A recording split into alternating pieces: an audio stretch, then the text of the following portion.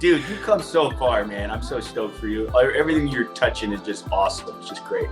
Yeah, thanks. And same thing to you, which is why I was wanted to hop on this, especially right now in the mix of so many things changing and adapting. And what you're doing is reinventing and bringing something, there's some people who are kind of like riding it, waiting until live events come back. And there's some people who are using this time to innovate and create new things because there's people who are sitting at home waiting for entertainment and they're bored and they're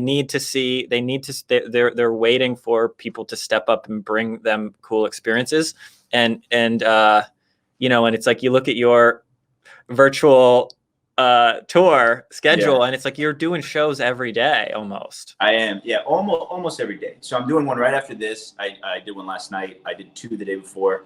A lot of them are colleges and universities. So I do a lot in university, in the college market. You know that. I won Magician of the Year at APCA this year, and I think that I kind of, whenever I won that and got the award right around the time when all the pandemic stuff hit, and my schedule for 2020 was really good. Like I had a lot of stuff. Like I don't think I've had an entire year where I'm booked every single month, like consistently, like a lot of shows every month and cruises and all these different markets.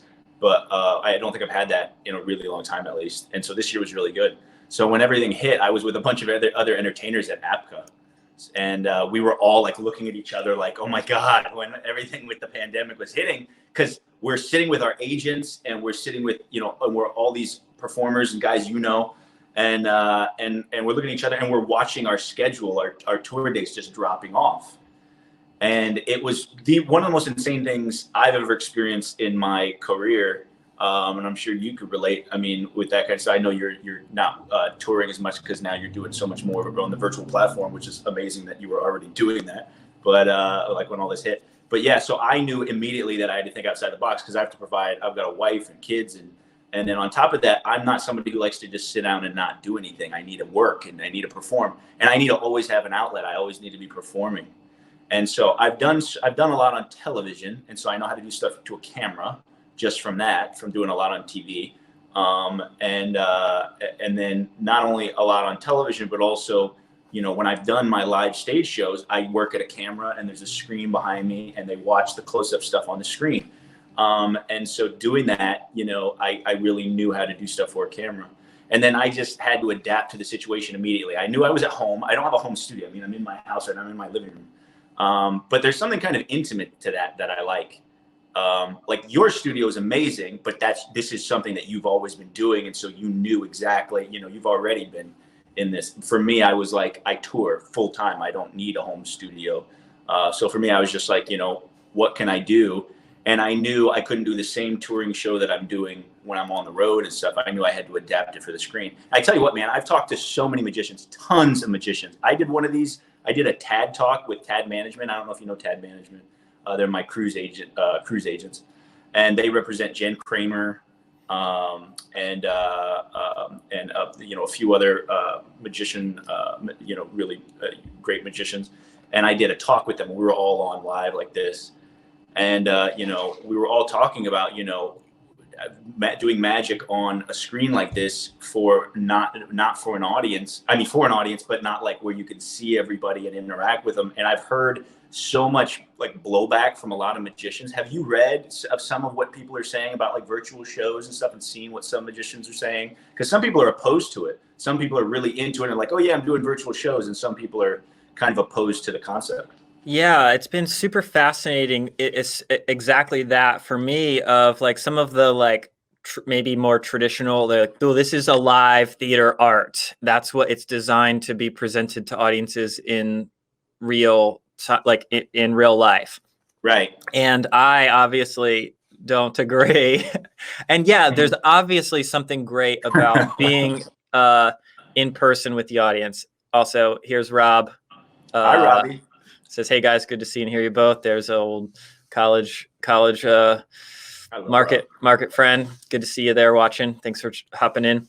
And it's very fascinating to me. Is like it's kind of like, okay, so would you rather leave your audience with nothing?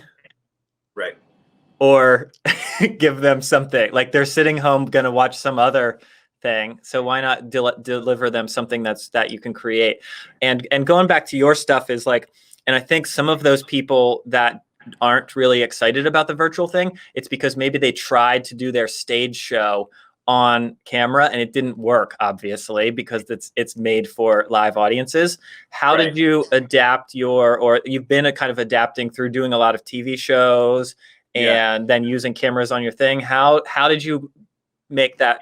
Because The inherently it thing is a I've thing that's heard, designed for live audiences. So how did you yeah, bring that to a thing that works in this world? that's a good question. The thing that I've heard from a lot of magicians, because I've gotten phone calls from a ton of magicians after they saw my schedule, and they were like, "Wow, you're doing a lot of these shows," and it was quick. I was booking them very quickly. Some of them were because they were colleges that I already had, and I said, "Well, here's a way we could still do the show." And then most of them weren't that though. Most of those shows got changed to the fall, and then some of them were just shows that that we just sent in the promo and said, "This is what we're doing, and would you guys be interested in this?" So the way that I kind of developed it from doing, like, instead of just doing my touring show, which you're right, a lot of the guys that I've talked to, they'd be like, "Well, how does somebody pick a card? How does somebody how do you interact with somebody and get actual feedback from them?" And the truth is the first day that I did it, I was nervous about that aspect of it, because what I knew was it had to be more visual. Because in my stage show, you've seen my stage show a bunch. My stage show, I do a lot of interaction, tons of audience participation. It's extremely funny and just having a good time with everybody. And then there's stunts and stuff, and I don't do as much visual stuff. A lot of it is mental, like mentalism and stuff. I don't do a lot of like visual stuff. And so to change it to this, I knew I had to do a lot more visual stuff. I mean, here, I'll show you right now. Like things like I'd be like, "Hey, I've got a pack of gum or whatever," and and you just shake it like that. It changes to a bar of chocolate. Like visual, more visual things. I knew I had to do like things that were more, more like that. And then the interaction part, actually, that's a part that a lot of magicians are wrong about. They think, how are you going to interact with an audience if you can't see the audience? So I'll have, I'll be on one iPad here and then another iPad here and a computer here, and I can see everybody. So yesterday the show was for Colorado School of Mines, and it was like 375 people. It was a lot of people. It was the biggest show I did virtually, because I've done some of these virtual shows for like 10 people. Like tonight will probably be about 50. Yesterday was a lot. And I can scroll through. So what I do is I have the person who hosts the event on Zoom, I have them control everything, so I don't have to concentrate on that. I'll say, right before the show starts, I'll say, pick 3 or 4 people who don't have background noise, who are going to be unmuted the whole time, and tell them to turn their cameras on so I can see them. Those are going to be the main people I'm going to interact with.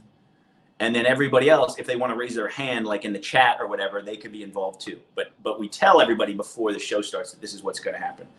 So then whenever the show starts, I come right out. I explain that everything's going to be just on this one camera angle, so I can't do any trick photography or video editing or anything, anything like that. And then I say, and then turn your cameras on if you feel comfortable doing that. And then I have the person, the host, I'll sometimes say, "Oh, this person's raising their hand, unmute, Sarah or whatever," and they'll unmute her. And then I interact with that girl, and I can hear the reactions. So I'll have an AirPod in one ear, and then I got my microphone on the other. And then I can hear their reactions and see their reactions in my monitor. So it's really, honestly, Chris, here's the funniest misconception that I'm hearing from so many magicians about doing the virtual platform, is that they're like, "It's not like you're doing it for real audience." I'm like, dude, I've been touring since I was, 10 years old.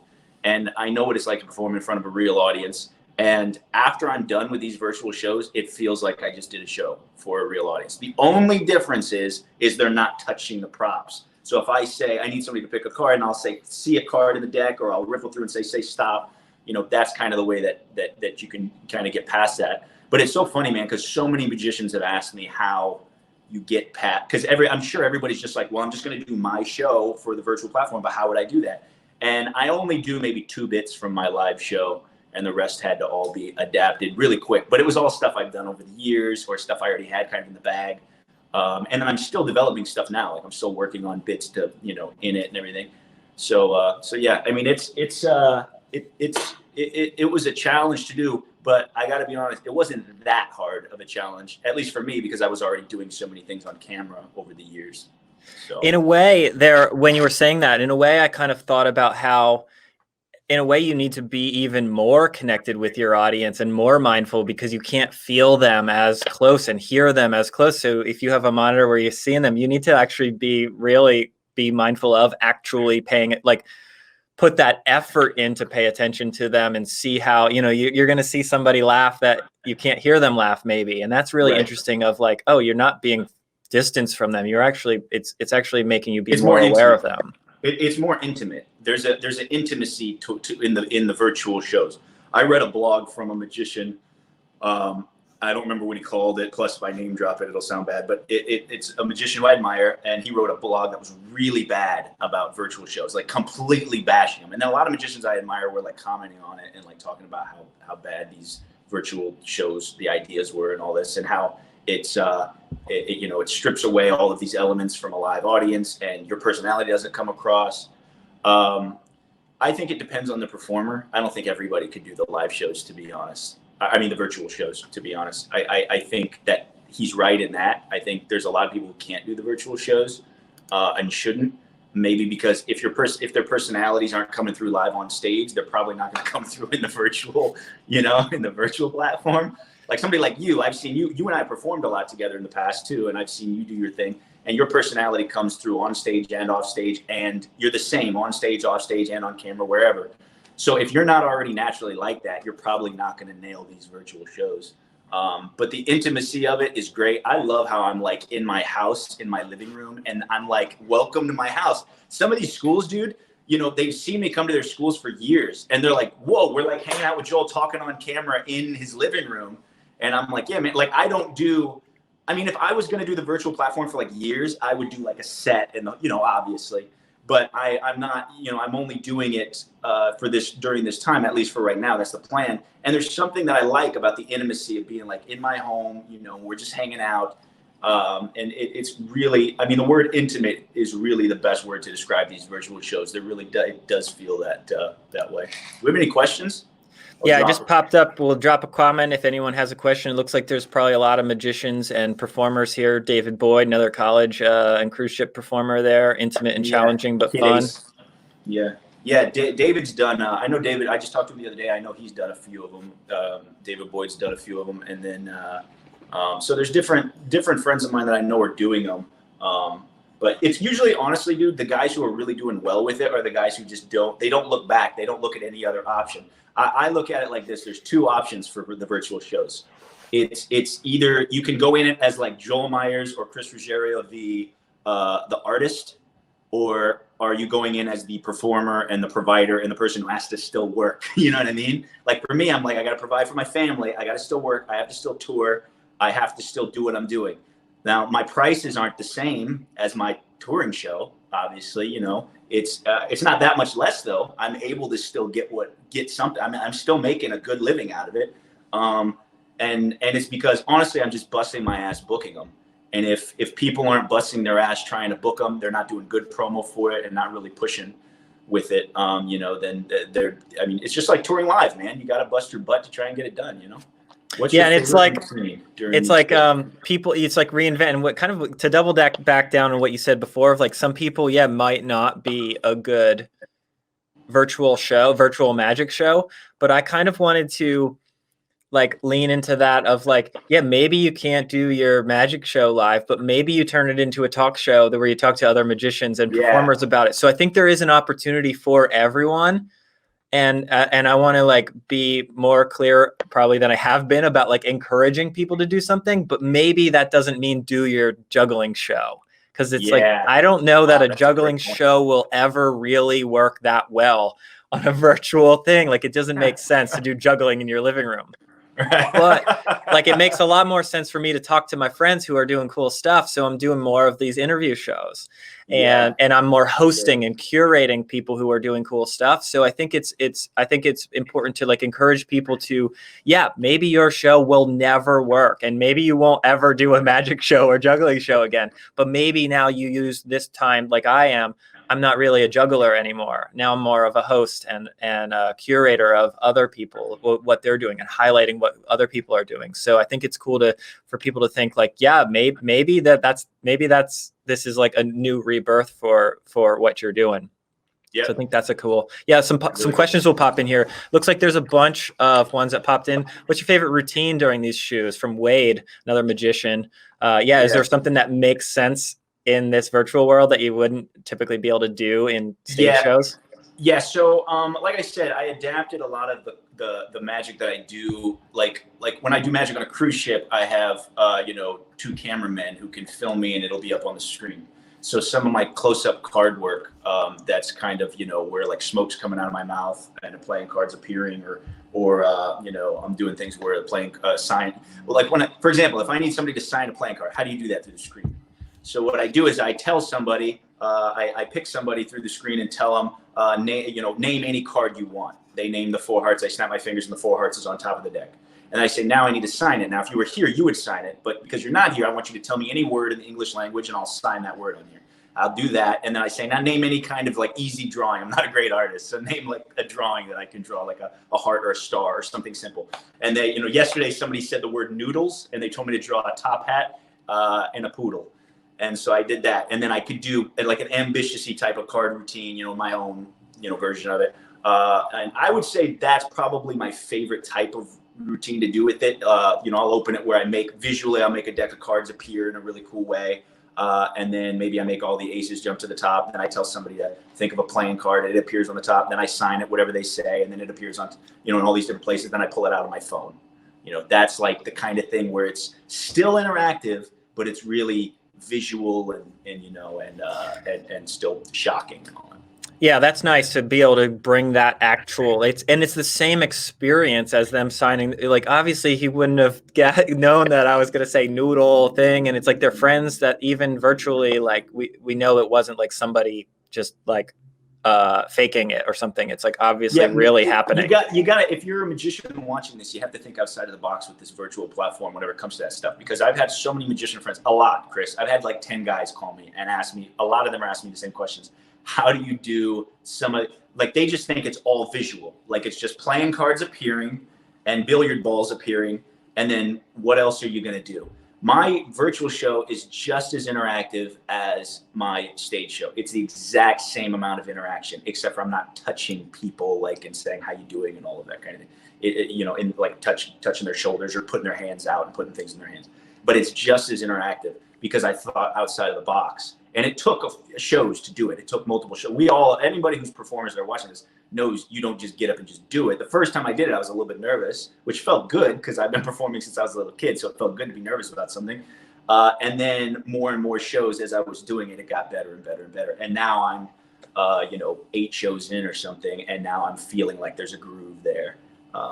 So it's just that kind of thing. It's just like when we started doing birthday party shows in backyards, it took 15 years for them to start getting good, and people are expecting their virtual show to be awesome a week in, and it's like there's even more like the tech and stuff is like stuff to. But I mean, if you're a good performer, like I said, going back to what I said earlier, if you're a good performer, it will be good. Even the first time you do it, they'll still get your personality through and all of that. That's the thing that I disagree with anybody who has a problem with the virtual shows, any magicians that have problems with the virtual magic show.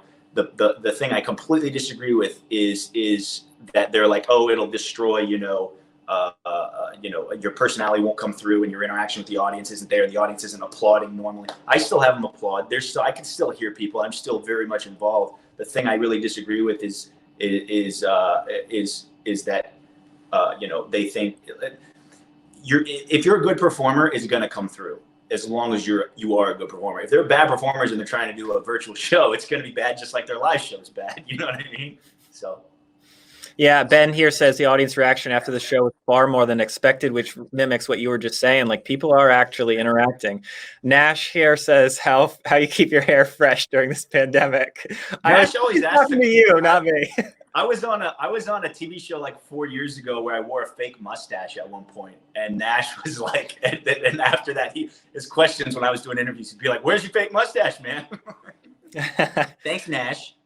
Dave, Kid AC, here's Ace is same thing. What's your favorite virtual show, teaching or performing magic? Because you're doing some stuff in the show where you teach, where the students walk away with learning some stuff too. 90% of the time I teach a trick at the end, and I do that because it creates more variety and, again, more intimacy and something where they walk away with something. So at the very end, like the show tonight, the show last night, it's all walking away with one trick at the end. I've only been booked for one thing, and a corporate thing that I'm doing on Monday, I think, where I'm teaching more magic. But honestly, the performing is way better. Teaching is okay, but performing is way better. I still do the one teacher thing, and then sometimes I'll do a 5-minute Q&A at the end if the college requests it, because I get a lot of people who do want to ask questions. Like yesterday, we had hundreds of people on the show yesterday at Colorado School of Mines, and we had tons of questions. We had to cut them off about everything from touring and to doing the virtual platform, doing magic on TV, and all this different stuff. So yeah, I like doing the show better. Cool. Ben said tightrope makes sense. Yeah, maybe tightrope, living room tightrope would be fun. That'd be cool. Brad said, how long did it take to put your virtual show together? Obviously, that's a loaded question of like, it took you your whole life of preparing. Yeah, Chris pretty much got that. Yeah, the virtual show, like I said, I do about 2 routines in my virtual show that are about 7 or 8 minutes each that I do in my stage show. So my virtual show is an hour, and 2 of those routines are almost 20 minutes right there. The rest is pieced together with stuff that I've either done in my second cruise show, because I do 2 cruise shows when I go on a cruise ship. The second one, I do a lot of camera work, so I'll use bits from that. And then there's some bits that I've loved doing that are really visual that you'll see, like, Instagram or TikTok magicians do, where they just shake something and it changes, or these kinds of things. So I've had to learn to do a lot more of that kind of stuff in this, where, I kind of apply it to whatever I'm doing in the moment. So if I need a deck of cards, instead of just pulling out a deck of cards, it appears in a really cool way. Or if I need, like I need candy for that one bit, and so I make the chocolate bar appear, just out of thin air. So yeah, I mean, it's the kind of thing where it's not like it took a certain amount of time just for the virtual show. I'm still developing the virtual show. Yeah, and he followed up there. Did it change much? Which you just kind of talked about how it's it's a constant evolution, just like doing live shows. It's like every single night you're like, oh, how did I learn something new 20 years in? Yeah, and if you stop and think you got it all figured out, you're dead. This is a cool concept. So it's like typically in like college shows would want about 60 minutes, sometimes a little more. So Nash, that's a good legit question. What's the perfect length for a virtual show? Because it is different. It's harder to ask people to stare at a screen for 90 minutes and watch one thing. You'd be surprised. The reason why it's not that hard right now is because nobody knows what the hell to do. People are watching their fill of Netflix and Disney Plus. So right now, like, I keep going back to this, like Nash and David Boyd and Wade and you, Chris, and me, we are all touring performers. We've been doing this forever. I just name dropped some of the top guys I've ever seen perform live. You guys are not gonna have a problem doing an hour and getting everybody to stay. You're not gonna see in the top part, so-and-so left, so-and-so left. You're not gonna see that. You're not gonna see that stuff, even if it's an hour. You don't wanna do more than an hour. I keep it about 50 minutes. In the last 10 minutes, I do 5 minutes of teaching and then 5 minutes of Q&A. And the reason why I do that is it just kind of keeps it to where I'm not just performing the whole time, and then it's okay, bye. It brings it back into a little bit more intimacy at the end whenever I teach everybody something. So now they leave with something. And then the last 5 minutes of that, whenever it's like, almost been the full hour, I'm answering questions about myself, and it can get pretty personal. It can ask me about my family, or about, how this pandemic has affected me on a psychological level as a performer who's used to being in front of live audiences. And so that can get really personal, and it feels like not only did I blow them away, entertained them, took their mind off everything for a while, and then they learned something, walked away with something, and then on top of that, they felt like they got to know me a little bit. So it ends up being this thing where I tell you what, man, it's almost therapeutic, these shows. And I've gotten a lot of messages, Chris, from people telling me that same thing, where I felt like it was like almost therapeutic. And I've had people messaging me that. And that's why it's so funny. Any of the negatives that I've heard from some magicians about the virtual platform, I'm like, they have no flipping idea. Like, they have no idea it's just another platform to be able to do magic. And I was a little bit skeptical about it at first. I genuinely was, but it's just another platform to be able to do what we do in a really positive way. So. And to double down on that, I want to like be overly clear on that is like, there's some, especially think about college students, there's some college students that would be like too shy or embarrassed to go to the magic show on campus. Like if they didn't have a friend to go with, or like, I don't want to go alone and have to sit there alone. And they would never see what people like you are doing. Now they're sitting at home and they're like, yeah, I'll pop in here. Maybe I won't turn my camera on, but they can be more anonymous. And now like they get to experience something that they maybe would have never gotten to experience in the normal real life. So it's like, if anything, it's like you're able to deliver whatever your goal is, your message, your smiles, your magic, your juggling, whatever it is, like, and we have this opportunity to deliver it to people who probably would never even go see it. So it's like, yeah, that's really good. I didn't even think about that, but that's an awesome point. And there's been people where, in the beginning of the show, when I say, if you feel comfortable, turn your cameras on, because I love to see your facial expressions so that it feels like we're all in a theater together or like hanging out together. And so that's a really good point, because when I see the people's cameras turn on, and I've seen some people who leave their cameras off even after I say that. And then after a while, they decide to I see their cameras popping on. And it's like, they're like, okay, now I feel comfortable. And so that's a really good point, what you just said. I didn't think about that, but you're probably right. Yeah, because some people are like, oh, I don't want to go to the magic show. What if he calls on me or something? It's like if you go to see a good performer, they're not going to make anyone in the audience feel bad. But like everyone has been to a show where the performer made them feel bad in some way. So it's like gives them that safety. That's a great point. Gives them that safety to like, okay, cool. I know he's not going to pick on me or something. Not that you or any of the people that you just talked about would do that, but there are certainly some magicians who make the audience feel like crap. Right. So that's cool. All right, we'll wind this down because I know you have a show to prepare for. Yeah. Ben 30 minutes. says, describe the feeling when your first virtual show paid. It was incredibly exciting. I'm sure. Yeah, that's obvious. Awesome. Do you mean literally paid, or do you mean like it paid off, like people actually paid attention? Like I did it. So real quick, do a wrap up here. What's your advice for new performers that had shows cancel they relied on to promote themselves during these times? So that'll double down. We'll use this as your wrap up because I know you got to go, and appreciate your time here before your show. And there's a lot of people who might be wanting to get into this, and they're just like, but I don't know. I know how to go do shows at parties and events. What do I do to get started? Think outside the box. First of all, don't underplay yourself. Don't say those words. When a lot of magicians were calling me and asking me questions, they're automatically already crippling themselves by saying, how do you do it? I don't know how I would do this. I don't, this is the way I do it. How would I do it another way? You have to think about the magic that you do as though it's limitless. And so many magicians don't do that. They think, this is how I do my magic, period. And you have to think like it's limitless. I've done magic in so many different ways. If you go on my YouTube channel, you'll see me doing stage illusions that I've done, on television shows where I'm dressed up as Harry Potter, all the way to, doing the stuff I do on Masters of Illusion, where it's my style and the way that I'm doing it is, close-up magic and that kind of thing. You have to be able to look at it like it's limitless. So if you want to do the virtual shows, think outside the box, know that you can do it and you can pull it off. And then, really think about, analyze your show and what you're already doing. Think about which elements you could actually put into a virtual platform. And then look at other things that maybe you've thought about doing in the past and how you could apply that to the virtual world. That's how I would say you kind of get started with it. And then the main thing is really, really promoting it. So to be honest, my promo video for it, the way that I do it now, is a little bit different than the way I promoted it, because I didn't know it was going to turn into what it's turned into since I made the promo video. But the promo video I made was perfect and sold it really well.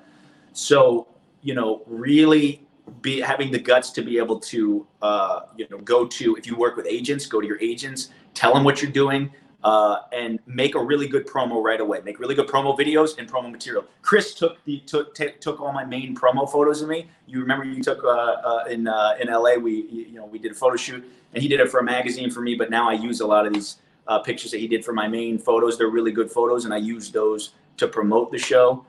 Think of a really cool name. You know, don't worry about what anybody else says, man. I've had good and bad from this. I've had, you know, a lot of good, and a lot of people have said bad things too. Like things like pushback, like against it. Like, I don't like this idea of what you're doing, or even jealousy or frustration that I'm booking so many and doing so well with it. It does. Do what you know you have to do. Go out there and do your passion, and you're going to be able to get it done. So yeah, that's kind of what I'd say. I know that was kind of all over the place to wrap it up. Sweet, man. That's great. Yeah, it's cool. And again, it's cool to see people who are, there's always going to be people who are giving you pushback or saying, hey, we don't want you to do this because we want things to stay the same as they used to be or the same as they were. And that's typically from people who don't want to innovate. And I've been talking with people who are using this time to innovate, and it's like, right. you know, and then the cheesy example is we're not trying to make a radio show work on television, and we're not trying to make a faster horse when the world wants a car. You know, it's like, cool, like the world, this is what the world needs. If you decided to be an entertainer, the world needs you to step up and be an entertainer. And I jump off of what you just said too. I'm going to add to that. You know, whenever something happens right now, people are looking for this. They're looking for this. I'm getting messages and calls every single day because I've been putting it out there that I'm providing this. And so I've always said, it doesn't matter how good you are if people don't see it. So at this point, you got to remember, people are looking for what I'm doing and what you guys could be doing. They're looking for this. So you remember that. Don't worry about anybody who's hating on it. Who gives a crap about them? You know, look at the fact that there are people who are looking for this, and you're going to be able to do it. And you'll be able to provide for your family. You'll be able to still tour and perform, which is amazing. When I'm done with these shows, I feel like I just did a show. It feels almost the same, except for I don't do a meet and greet after. You know what I mean? But other than that, it feels pretty much the same. So yeah. Yep. Sweet. Cool, man. All right. We gotta, there's still some questions popping in here. So maybe we'll do a round two eventually. Dante says, what elements make for a good virtual effect? We kind of, if you're just popping in on that, we talked about that before of doing things that actually work. So Joel's got to bounce to do a performance right now. So thanks for your time. Thanks for sharing all that stuff. I think it's really going to inspire people who maybe were given pushback of like maybe have a new perspective. And that's a really important part right now. So I hope so. Hey, love you, buddy. Good to see you, man. Cool, man. Thanks everyone for tuning in here too. Thanks, guys. Later, guys.